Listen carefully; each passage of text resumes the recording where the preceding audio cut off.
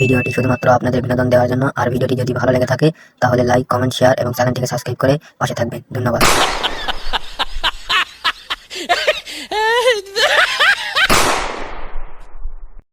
এত বেলা হয়ে গেল, এখনো আমার মন্ত্রী মারওয়ানের কোনো দেখা নেই। সে আসুক, আজকে তার পোঙা সেটে লাল করে দিব। আসুক মন্ত্রী, তুই আয় আজকে। তুই কোথায় গেলি রে মন্ত্রী মারওয়ান? আদেশ করুন মহারাজ। আপনি এত চিল্লাচিল্লি করতেছেন কেন? আপনার বউকে আপনাকে ভাত দেয়নি? কি রে মন্ত্রী, তুই দেরি করে আসো, আবার আমাকে বলছিস আমার বউ আমাকে ভাত দেয়নি? অত ছাড়া বিয়াদব, তুই আমার মুখে মুখে কথা বলিস। মহারাজ, আপনি আমাকে মারলেন? হে মন্ত্রী, তোকে মারবে না তো মাছের বাল ছিড়বে রে। আচ্ছা যাই হোক মহারাজ, আপনি সরিষা খেতে কি পোঙা মারা দিতে এসেছেন? আমি পারি না, আর পারি না। অত ছাড়া বিয়াদব, সেই সব কথা বাদ দে। এখন আমার রাজ্যের কি খবর সেটা আমাকে বল। যেই না বলেন আপনার রাজ্য, আপনি রাজা হয়েছে। যেসে বলে রাজা আপনি, আপনার রাজ্যের কি খবর তা আপনি খোঁজ রাখেন? আপনার রাজ্যের সিগারেটের দাম এত বেড়ে গেছে, জনগণ পারে না যে আমাকে পিছন মারে। কি বলিস তুই? সিগারের দাম এত বেড়ে গেছে তাই পূজারা তোকে পিছন মারতে চাই? হ্যাঁ মহারাজ। কোথায় গেলি রে সেনাপতি কালুয়া পাঠা? আদেশ করুন মহারাজ। শালা কালুয়া পাঠা, তুই আমার লুঙ্গি আলোক করিস কেন রাজা মশাই?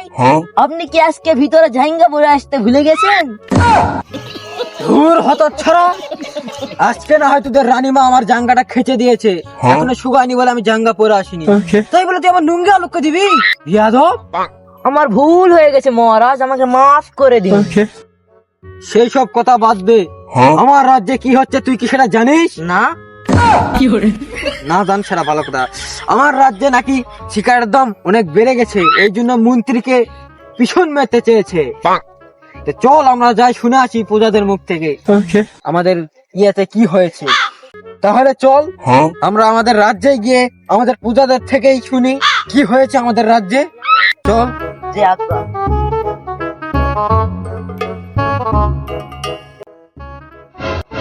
মন্ত্রী, তুই পূজাটাকে চাপ দে তো। এই চাচা, এদিকে শুনে যান, মহারাজ ডাকিচ্ছে।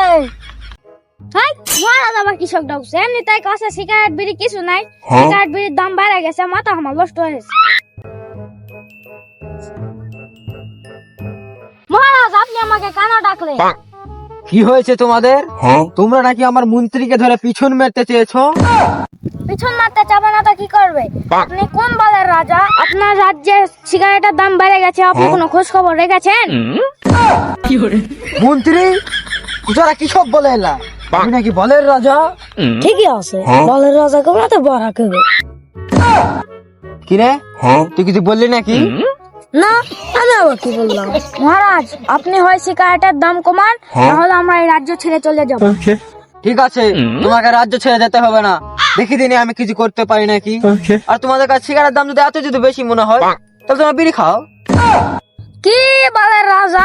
বিড়ি যখন হাঙ্গা খাওয়া লাগবে তাহলে হাঙ্গা ডাকলেন কিসব?